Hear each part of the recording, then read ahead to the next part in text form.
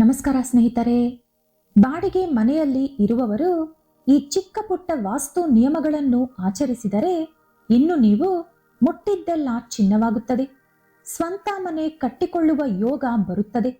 ಮನೆ ವಾಸ್ತುಗೆ ಹೆಚ್ಚಿನ ಪ್ರಾಮುಖ್ಯತೆ ಇದೆ. ವಾಸ್ತು ವಿಷಯದಲ್ಲಿ ನಾವೆಲ್ಲರೂ ಹೆಚ್ಚಿನ ಜಾಗ್ರತೆ ವಹಿಸಬೇಕು.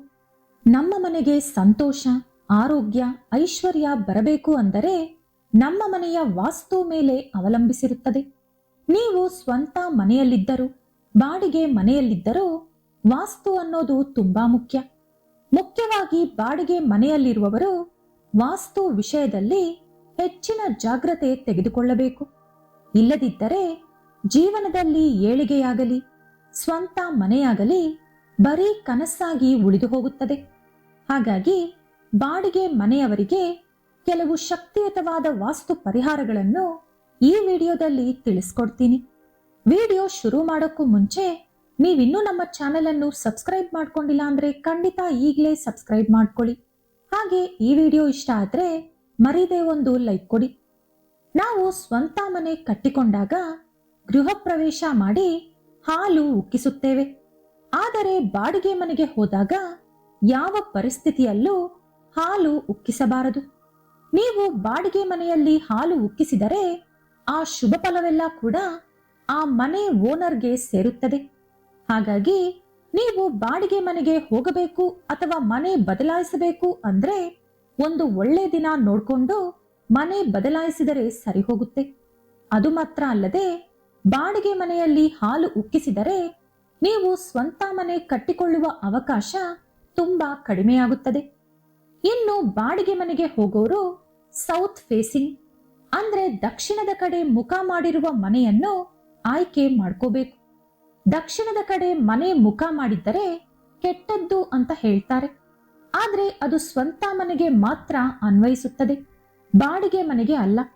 ವಾಸ್ತುಪರವಾಗಿ ದಕ್ಷಿಣದ ಕಡೆ ಮುಖ ಮಾಡಿರುವ ಮನೆಗಳಲ್ಲಿ ಹಣ ಬಂದು ಸೇರುತ್ತಿರುತ್ತದೆ.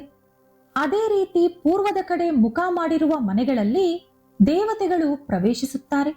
ಮುಖ್ಯವಾಗಿ ಚಪ್ಪಲಿ ಅಂಗಡಿ ಹತ್ತಿರದಲ್ಲಿ ಮನೆ ಇದ್ದರೆ ಲಕ್ಷ್ಮಿ ಕಟಾಕ್ಷದಿಂದ ಖಂಡಿತ ನೀವು ಕೋಟ್ಯಾಧಿಪತಿ ಆಗುವ ಅವಕಾಶ ಇರುತ್ತದೆ. ಹೊಸ ಮನೆಗೆ ಶಿಫ್ಟ್ ಆಗೋ ಮುಂಚೆ ಒಳ್ಳೆ ದಿನ ಹಾಗೂ ಶುಭ ಮುಹೂರ್ತ ನೋಡಿಕೊಂಡು ಮನೆ ಚೇಂಜ್ ಮಾಡಬೇಕು. ಹಾಗೆ ಮನೆ ಶಿಫ್ಟ್ ಮಾಡಬೇಕು ಅಂದ್ರೆ ಇದ್ದಕ್ಕಿದ್ದಂತೆ ಒಂದೆರಡು ದಿನಗಳಲ್ಲಿ ಶಿಫ್ಟ್ ಮಾಡೋಕೆ ಹೋಗಬಾರದು. ಇದರಿಂದ ಹೊಸ ಮನೆಯಲ್ಲಿ ಅನೇಕ ಸಮಸ್ಯೆಗಳು ಶುರುವಾಗುತ್ತದೆ. ಶುಕ್ರವಾರ ಹೊಸ ಮನೆಗೆ ಶಿಫ್ಟ್ ಆದ್ರೆ ಹಣಪರವಾಗಿ ಒಳ್ಳೆ ಲಾಭ ಇರುತ್ತದೆ. ಶುಕ್ರವಾರ ಶಿಫ್ಟ್ ಆಗೋಕೆ ಸಾಧ್ಯ ಆಗದವರು ಬುಧವಾರ ಅಥವಾ ಗುರುವಾರ ಶಿಫ್ಟ್ ಮಾಡ್ಕೋಬಹುದು. ಇನ್ನು ಎಮರ್ಜೆನ್ಸಿ ಸಿಚುವೇಶನ್ಸ್ ಇದ್ರೆ ಶನಿವಾರ ಹಾಗೂ ಭಾನುವಾರ ಕೂಡ ಮನೆ ಶಿಫ್ಟ್ ಮಾಡಬಹುದು. ಆದ್ರೆ ಸೋಮವಾರ ಹಾಗೂ ಮಂಗಳವಾರ ಮಾತ್ರ ಹೊಸ ಮನೆಗೆ ಹೋಗಬಾರದು. ಈ 2 ದಿನಗಳಲ್ಲಿ ಮನೆ ಶಿಫ್ಟ್ ಆದ್ರೆ ನಿಮ್ಮ ಮನೆಯಲ್ಲಿ ಬೇಕಾದಷ್ಟು ಹೊಸ ಹೊಸ ಸಮಸ್ಯೆಗಳು ಬರುತ್ತದೆ. ಹೊಸ ಮನೆಯೊಳಗೆ ಕಾಲಿಡುವಾಗ ಗೃಹಿಣಿ ಹೊಸ ಪೊರಕೆಯನ್ನು ಕೈಯಲ್ಲಿ ಹಿಡಿದುಕೊಂಡು ಮನೆಯೊಳಗೆ ಹೆಜ್ಜೆ ಇಡಬೇಕು. ಆ ರೀತಿ ಮಾಡಿದ್ರೆ ನಿಮ್ಮ ಜೊತೆ ಲಕ್ಷ್ಮೀದೇವಿ ಕೂಡ ಹೆಜ್ಜೆ ಇಡುತ್ತಾಳೆ. ಇನ್ನು ಹೊಸ ಮನೆಯಲ್ಲಿ ಆರ್ಥಿಕ ಸಮಸ್ಯೆಗಳು ಕೂಡ ಬರಲ್ಲ. ಜೊತೆಗೆ ನಿಮ್ಮ ಮನೆಯೊಳಗೆ ದುಷ್ಟ ಶಕ್ತಿಗಳು ಕೂಡ ಪ್ರವೇಶಿಸುವುದಿಲ್ಲ. ಇನ್ನು ನಿಮ್ಮ ಮನೆಗೆ ದೈವ ಶಕ್ತಿಗಳು ಬರಬೇಕಂದ್ರೆ ನಿಮ್ಮ ಮನೆಯ ಮುಖದ್ವಾರದ ಮೇಲೆ ಅರಿಶಿಣದಿಂದ ಸ್ವಸ್ತಿಕ್ ಚಿಹ್ನೆಯನ್ನು ಬರೆಯಬೇಕು. ಇದರಿಂದ ನಿಮ್ಮ ಮನೆಗೆ ಒಳ್ಳೆ ಲಾಭ ಇರುತ್ತೆ. ಹಾಗೆ ಹೊಸ ಮನೆಗೆ ಶಿಫ್ಟ್ ಆಗೋವಾಗ ಸಪರೇಟ್ ಆಗಿ ದೇವರ ಮನೆ ಇರುವಂತೆ ನೋಡ್ಕೊಳ್ಳಿ. ಇಲ್ಲದಿದ್ರೆ ನೀವೇ ಈಗ ಸಿಗುತ್ತಲ್ಲ ಬಾಗಿಲು ಮುಚ್ಚುವಂತ ಕಬೋರ್ಡ್ ತಂದು ಅದರಲ್ಲೇ ದೇವರನ್ನ ಇಟ್ಕೊಳ್ಳಿ. ಒಂದು ವೇಳೆ ಅದು ಸಾಧ್ಯ ಆಗಿಲ್ಲ ಅಂದ್ರೆ ನೀವು ಎಲ್ಲಿ ದೇವರಿಟ್ಟಿರ್ತೀರೋ ಅಲ್ಲಿ ಒಂದು ನವಿಲುಗರಿಯನ್ನು ಇಟ್ಕೊಳ್ಳಿ. ಇದರಿಂದ ನಿಮ್ಮ ಮನೆಗೆ ವಾಸ್ತು ದೋಷಗಳು ಬರದೇ ಇರುತ್ತೆ. ವಾಸ್ತು ಪ್ರಕಾರ ದೇವರ ಮನೆ ಈಶಾನ್ಯ ಅಥವಾ ಉತ್ತರ ದಿಕ್ಕಿನಲ್ಲಿ ಇರಬೇಕು. ಆಗ ಮಾತ್ರನೇ ನೀವು ಪೂಜೆಗಳು ಮಾಡಿದರೆ ಅದಕ್ಕೆ ತಕ್ಕ ಫಲ ಸಿಗುತ್ತೆ. ವಾಸ್ತು ಪ್ರಕಾರ ಪ್ರತಿಯೊಬ್ಬರು ಮನೆಯ ಮುಖದ್ವಾರಕ್ಕೆ ಕಡಾಖಂಡಿತವಾಗಿ ದೃಷ್ಟಿ ಯಂತ್ರಗಳನ್ನು ಕಟ್ಟಿರಬೇಕು. ಏಕೆಂದರೆ ನರದೃಷ್ಟಿ ತುಂಬಾ ಭಯಂಕರವಾದದ್ದು. ಇತರರ ಕೆಟ್ಟ ಕಣ್ಣು ನಮ್ಮ ಮನೆ ಮೇಲೆ ಬಿದ್ದರೆ ನಮ್ಮ ಕುಟುಂಬವೆಲ್ಲ ಕೂಡ ಸರ್ವನಾಶವಾಗುತ್ತೆ. ಹಾಗಾಗಿ ಪ್ರತಿಯೊಬ್ಬರು ಮನೆ ಮುಂದೆ ತಪ್ಪದೆ ದೃಷ್ಟಿ ಯಂತ್ರಗಳನ್ನು ಕಟ್ಟಿಕೊಳ್ಳಿ. ಮನೆ ಮುಂದೆ ಕುಂಬಳಕಾಯಿ ಕಟ್ಟಿಕೊಂಡರೆ ಒಳ್ಳೆಯದು. ಹಾಗೆ ಆಲೋವೆರಾ ಗಿಡ ಕೂಡ ಕಟ್ಟಿಕೊಳ್ಳಬಹುದು. ಒಂದು ಕೆಂಪು ಬಟ್ಟೆಯಲ್ಲಿ ಕಲ್ಲುಪ್ಪನ್ನು ಗಂಟು ಹಾಕಿ ಅದನ್ನು ಫ್ರಂಟ್ ಡೋರ್ ಬಾಗಿಲಿಗೆ ಕಟ್ಟಿದರೆ ಮನೆಯಲ್ಲಿ ಹಣಪರವಾಗಿ ಸಮಸ್ಯೆಗಳು ಬರುವುದಿಲ್ಲ.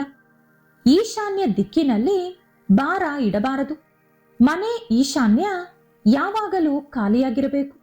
ಇನ್ನು ಆಗ್ನೇಯ ದಿಕ್ಕಿನಲ್ಲಿ ಅಡುಗೆ ಮನೆ ಇರಬೇಕು. ರಾತ್ರಿ ಸಮಯದಲ್ಲಿ ನೀವು ಮಲಗುವಾಗ ದಕ್ಷಿಣ ಅಥವಾ ಪಶ್ಚಿಮದ ಕಡೆ ನಿಮ್ಮ ತಲೆ ಇಟ್ಟು ಮಲಗಬೇಕು. ಉತ್ತರದ ಕಡೆ ತಲೆ ಇಟ್ಟು ಮಲಗಬಾರದು. ಬಾಡಿಗೆ ಮನೆಯಲ್ಲಿ ಇರುವವರು ಖಂಡಿತವಾಗಲೂ ದೇವರ ಮನೆಗೆ ಡೋರ್ ಇರುವಂತೆ ನೋಡಿಕೊಳ್ಳಿ. ಯಾವ ಪರಿಸ್ಥಿತಿಯಲ್ಲೂ ಅಡುಗೆ ಮನೆಯೊಳಗೆ ದೇವರ ಮನೆ ಇಡಬಾರದು. ದೇವರ ಫೋಟೋ ಕೂಡ ಇಡಬಾರದು. ಹಣಪರವಾಗಿ ಒಳ್ಳೆ ಲಾಭ ಬರಬೇಕು ಅಂದ್ರೆ ನಿಮ್ಮ ಮನೆಯ ಮುಖದ್ವಾರದ ಮೇಲೆ ಒಂದು ಚಿಕ್ಕ ಕನ್ನಡಿ ಕಟ್ಟಿಡಿ. ಬಾಗಿಲಿಗೆ ಎದುರಾಗಿ ಒಂದು ಕನ್ನಡಿ ಇಟ್ಟರೆ ನಿಮ್ಮ ಮನೆಯ ಆದಾಯ ಹೆಚ್ಚಾಗುತ್ತದೆ. ಸ್ವಂತ ಮನೆ ಇರುವವರಾಗಲಿ ಬಾಡಿಗೆ ಮನೆ ಇರುವವರಾಗಲಿ ಇಬ್ಬರಿಗೂ ಕೂಡ ಹೊಸ ಮನೆ ಕಟ್ಟಿಕೊಳ್ಳಬೇಕು ಎಂಬ ಆಸೆ ಇರುತ್ತೆ. ಬಾಡಿಗೆ ಮನೆಯವರಿಗೆ ಸ್ವಂತ ಮನೆ ಬೇಕು ಎಂಬ ಆಸೆ, ಸ್ವಂತ ಮನೆ ಇರೋರಿಗೆ ಇನ್ನೊಂದು ಮನೆ ಬೇಕು ಅನ್ನೋ ಆಸೆ. ಇಂಥ ಸಂದರ್ಭದಲ್ಲಿ ನೀವು ಶನಿದೇವರನ್ನು ಒಲಿಸಿಕೊಳ್ಳಬೇಕು. ನಮ್ಮ ಮನೆ ಮೇಲೆ ಶನಿದೇವರ ಅನುಗ್ರಹ ಇದ್ದರೆ ಬೇಗನೆ ಸ್ವಂತ ಮನೆ ಕನಸು ನೆರವೇರುತ್ತದೆ. ಹಾಗಾಗಿ ಪ್ರತಿ ಶನಿವಾರ ನಿಮ್ಮ ಮನೆಯಲ್ಲಿ ಪಶ್ಚಿಮಕ್ಕೆ ಮುಖ ಮಾಡಿರುವಂತೆ ಒಂದು ಚಿಕ್ಕ ದೀಪ ಹಚ್ಚಿ ಅದರ ಮುಂದೆ ಕುಳಿತುಕೊಂಡು ಶನಿ ಸ್ತೋತ್ರವನ್ನು ಓದಿ. ಈ ರೀತಿ ಮಾಡುತ್ತಾ ಇದ್ದರೆ ಅತಿ ಬೇಗನೆ ನಿಮ್ಮ ಸ್ವಂತ ಮನೆಯ ಕನಸು ಈಡೇರುತ್ತದೆ. ಅದೇ ರೀತಿ ಯಾರು ಭೂಮಿ ಅಂದ್ರೆ ಹೊಲ ಅಥವಾ ಸೈಟ್ ಕೊಂಡುಕೊಳ್ಳಲು ಆಸೆ ಪಡ್ತಾ ಇದ್ದೀರೋ ಅಂತವರು ಪ್ರತಿ ಮಂಗಳವಾರ ಗೋಮಾತೆಗೆ ಹಸಿ ಹುಲ್ಲನ್ನು ತಿನ್ನಿಸಬೇಕು. ಇದರಿಂದ ಶೀಘ್ರದಲ್ಲಿ ಭೂಮಿ ಕೊಂಡುಕೊಳ್ಳುವ ಯೋಗ ಬರುತ್ತದೆ. ಇನ್ನು ಬಾಡಿಗೆ ಮನೆಯಲ್ಲಿ ಇರುವವರು ಒಳ್ಳೆ ಬೆಳಕು ಬರುವಂತ ಮನೆಯನ್ನು ಆಯ್ಕೆ ಮಾಡಿಕೊಳ್ಳಿ. ಸೂರ್ಯಕಿರಣಗಳು ಮನೆಯೊಳಗೆ ಪ್ರವೇಶಿಸುತ್ತಾ ಇದ್ದರೆ ಅದರ ಮುಖಾಂತರ ಸಕಾರಾತ್ಮಕ ಶಕ್ತಿ ಕೂಡ ನಿಮ್ಮ ಮನೆಯೊಳಗೆ ಪ್ರವೇಶಿಸುತ್ತದೆ. ಇನ್ನು ಸ್ವಂತ ಮನೆ ಅಥವಾ ಬಾಡಿಗೆ ಮನೆ ಯಾವ ಮನೆಯಾದ್ರೂ ಯಾವಾಗ್ಲೂ ಮನೆಯನ್ನು ಕ್ಲೀನ್ ಆಗಿ ಇಟ್ಕೋಬೇಕು. ಮನೆ ಒರೆಸೋ ಪ್ರತಿ ಬಾರಿ ನೀರಿನಲ್ಲಿ ಕಲ್ಲುಪ್ಪು ಹಾಕಿ ಆ ನೀರಿಂದ ಮನೆ ಒರೆಸ್ಕೊಳ್ಬೇಕು. ವಾರಕ್ಕೆ ಒಂದು ಸಲನಾದ್ರೂ ಮನೆಯೆಲ್ಲ ಸಾಂಬ್ರಾಣಿ ಹಾಕಬೇಕು. ಸಾಂಬ್ರಾಣಿ ಹಾಗೂ ಧೂಪ ಈ ಎರಡು ಕೂಡ ಬೇರೆ ಬೇರೆ, ಕನ್ಫ್ಯೂಸ್ ಮಾಡ್ಕೋಬೇಡಿ. ಧೂಪ ಅನ್ನೋದು ನಮಗೆ ಅಂಗಡಿಲಿ ಪ್ಯಾಕೆಟ್ ಅಲ್ಲಿ ಸಿಗುತ್ತಲ್ಲ, ಕೋನ್ ಶೇಪ್ ಅಲ್ಲಿ, ಅದು ಧೂಪ. ಇದನ್ನ ನೀವು ಪ್ರತಿದಿನ ಸಂಜೆ ಹಾಕಬೇಕು. ಸಾಂಬ್ರಾಣಿ ಅನ್ನೋದು ಗಟ್ಟಿಯಾಗಿ ಅಥವಾ ಪೌಡರ್ ಆಗಿ ನೋಡೋಕೆ ಸ್ವಲ್ಪ ಹಿಂಗು ತರ ಇರುತ್ತೆ. ಸ್ವಲ್ಪ ಸಾಂಬ್ರಾಣಿ ತಗೊಂಡು ಅದರಲ್ಲಿ ಸ್ವಲ್ಪ ಗಂಧದ ತುಂಡು ಅಥವಾ ಸ್ಯಾಂಡಲ್ವುಡ್ ಪೌಡರ್, ಸ್ವಲ್ಪ ಹಸು ಬೆರಣಿ ಹಾಗೂ ಸ್ವಲ್ಪ ಹಸು ತುಪ್ಪ ಹಾಕಿ ಅದಕ್ಕೆ ಬೆಂಕಿ ಹಚ್ಚಿ ಅದರಿಂದ ಬರುವಂತ ಹೊಗೆಯನ್ನು ಮನೆಯೆಲ್ಲ ವಾರಕ್ಕೆ ಒಂದು ಸಲ ತೋರಿಸಿಕೊಂಡು ಬರಬೇಕು. ಇನ್ನು ಒಂದು ವೇಳೆ ನಿಮ್ಮ ಮನೆ ಮುಂದೆ ಗೋರಂಟಿ ಗಿಡ ಇದ್ರೆ ಅದನ್ನು ಕೂಡಲೇ ಕಿತ್ತು ಹಾಕಿ. ಇದರಿಂದ ಮನೆಯಲ್ಲಿ ಆರ್ಥಿಕ ಸಮಸ್ಯೆ, ಅನಾರೋಗ್ಯ ಸಮಸ್ಯೆ, ದಂಪತಿಗಳ ಮಧ್ಯೆ ಕಲಹ ಶುರುವಾಗುತ್ತದೆ. ನಿಮಗೆ ಹಣಪರವಾಗಿ ಒಳ್ಳೆ ಲಾಭ ಇರಬೇಕು, ನಿಮ್ಮ ಸಂಬಳ ಹೆಚ್ಚಾಗಬೇಕು, ಅಂಗಡಿಯಲ್ಲಿ ಒಳ್ಳೆ ವ್ಯಾಪಾರ ಆಗಬೇಕು ಅಂತಿದ್ರೆ ಮನೆಯಲ್ಲಿ ನೈಋತಿ ದಿಕ್ಕಿನಲ್ಲಿ ಮನಿ ಪ್ಲಾಂಟ್ ಗಿಡವನ್ನು ಬೆಳೆಸಬೇಕು. ಮನೆ ಬಾಗಿಲಿಗೆ ಡೈರೆಕ್ಟ್ ಆಗಿ ಲಿಫ್ಟ್ ಇರಬಾರದು, ಅಕ್ಕಪಕ್ಕ ಇರಬಹುದು. ಹಾಗೆ ಮನೆ ಡೋರ್ಗೆ ಡೈರೆಕ್ಟ್ ಆಗಿ ಮೆಟ್ಟಿಲು ಕೂಡ ಇರಬಾರದು, ಎಲೆಕ್ಟ್ರಿಕ್ ಕಂಬಗಳು ಕೂಡ ಇರಬಾರದು. ಇವುಗಳಿಂದ ನೆಗೆಟಿವ್ ಎನರ್ಜಿ ಈಸಿಯಾಗಿ ನಿಮ್ಮ ಮನೆಯೊಳಗೆ ಪ್ರವೇಶಿಸುತ್ತದೆ. ನೀವು ಹೊಸದಾಗಿ ಯಾವುದಾದ್ರೂ ಮನೆಗೆ ಶಿಫ್ಟ್ ಆದಾಗ 3 ತಿಂಗಳಲ್ಲೇ ಏನಾದ್ರೂ ಸಮಸ್ಯೆಗಳು ಶುರುವಾದ್ರೆ ಕೂಡಲೇ ಆ ಮನೆಯನ್ನು ಖಾಲಿ ಮಾಡಿ. ಅದೇ ರೀತಿ 3 ತಿಂಗಳಲ್ಲಿ ಏನಾದ್ರೂ ಶುಭ ನಡೆದ್ರೆ ಆ ಮನೆ ನಿಮಗೆ ಅದೃಷ್ಟ ತಂದಿದೆ ಅಂತ ಅರ್ಥ. ಸಾಧ್ಯವಾದ್ರೆ ಆ ಮನೆಯನ್ನು ನೀವೇ ಕೊಂಡುಕೊಳ್ಳಿ. ಹಾಗಾಗಿ ಬರೀ 3 ತಿಂಗಳಲ್ಲಿ ಆ ಮನೆ ನಮಗೆ ಶುಭ ತರುತ್ತಾ ಅಶುಭ ತರುತ್ತಾ ಅನ್ನೋದು ನಾವು ಈ ರೀತಿ ತಿಳ್ಕೋಬಹುದು. ಮನೆ ಕಟ್ಟಿಕೊಳ್ಳಬೇಕು ಅಂತ ಆಸೆ ಪಡೋರು ಹೆಚ್ಚಾಗಿ ದಾನ ಧರ್ಮಗಳು ಮಾಡಬೇಕು. ದಾನ ಧರ್ಮ ಮಾಡೋಕೆ ಲಕ್ಷಾಂತರ ರೂಪಾಯಿ ಆಗುತ್ತೆ. ಇನ್ನು ಸ್ವಂತ ಮನೆ ಎಲ್ಲಿ ಕಟ್ಕೊಳ್ಳೋದು ಅಂತ ಕೇಳಬೇಡಿ. ದಾನ ಅಂದ್ರೆ ಯಾರಿಗಾದ್ರೂ ಅನ್ನದಾನ ಮಾಡಿ, ತಿಂಗಳಿಗೆ ಒಂದು ಸಲ ಮುತ್ತೈದೆಯರಿಗೆ ತಾಂಬೂಲ ದಾನ ಮಾಡಿ, ಬ್ರಾಹ್ಮಣರಿಗೆ ಸ್ವಯಂ ಪಾಕ ಕೊಡಿ. ಇಂಥ ಚಿಕ್ಕ ಪುಟ್ಟ ಕೆಲಸಗಳು ಮಾಡಿದ್ರೂ ಕೂಡ ಅದು ದಾನ ಧರ್ಮದ ಲೆಕ್ಕಕ್ಕೆ ಬರುತ್ತೆ. ಇದು ನಿಮ್ಮ ಪುಣ್ಯವನ್ನು ಬೆಳೆಸಿ ಪಾಪವನ್ನು ಕಡಿಮೆ ಮಾಡೋ ಮೂಲಕ ನಿಮ್ಮ ಜಾತಕದಲ್ಲಿರುವಂತಹ ದೋಷಗಳನ್ನು ಹೋಗಲಾಡಿಸುತ್ತೆ. ನೈಋತಿ ದಿಕ್ಕಿನಲ್ಲಿ ಬಾಲ್ಕನಿ ಇದ್ದರೆ ಕುಟುಂಬದಲ್ಲಿ ಅನಾರೋಗ್ಯ ಸಮಸ್ಯೆಗಳು ಹೆಚ್ಚಾಗುತ್ತದೆ. ನೈಋತಿ ದಿಕ್ಕಿನಲ್ಲಿ ಬೆಡ್ರೂಮ್ ಇರಬೇಕು. ನೀವು ಹೊಸದಾಗಿ ಬಾಡಿಗೆ ಅಥವಾ ಸ್ವಂತ ಮನೆಗೆ ಹೋಗೋಕ್ಕೂ ಮುಂಚೆ ಆ ಮನೆಯಲ್ಲಿ ಯಾವ್ದಾದ್ರೂ ಆತ್ಮಹತ್ಯೆ ನಡೆದಿದ್ಯಾ ಅಥವಾ ಸಾವು ನಡೆದಿದ್ಯಾ, ಮದುವೆ ನಿಂತು ಹೋಗಿದ್ಯಾ ಅಥವಾ ಅಶುಭವಾಗಿ ಏನಾದ್ರೂ ನಡೀತಾ ಇದೆಯಾ ಅಂತ ಚೆನ್ನಾಗಿ ತಿಳ್ಕೊಂಡು ಅದರ ನಂತರ ಮನೆ ಶಿಫ್ಟ್ ಮಾಡಿ. ಇನ್ನು ಹೊಸ ಮನೆ ಅಥವಾ ಬಾಡಿಗೆ ಮನೆಗೆ ಶಿಫ್ಟ್ ಆಗ್ಬೇಕು ಅಂದ್ಕೊಂಡವರು ಶ್ರಾವಣ ಮಾಸ, ಆಷಾಢ ಮಾಸ, ಭಾದ್ರಪದ ಮಾಸ ಈ 3 ತಿಂಗಳಿನಲ್ಲಿ ಶಿಫ್ಟ್ ಆದ್ರೆ ತುಂಬಾ ಒಳ್ಳೆಯದು. ಒಳ್ಳೆ ಏಳಿಗೆ ಇರುತ್ತೆ.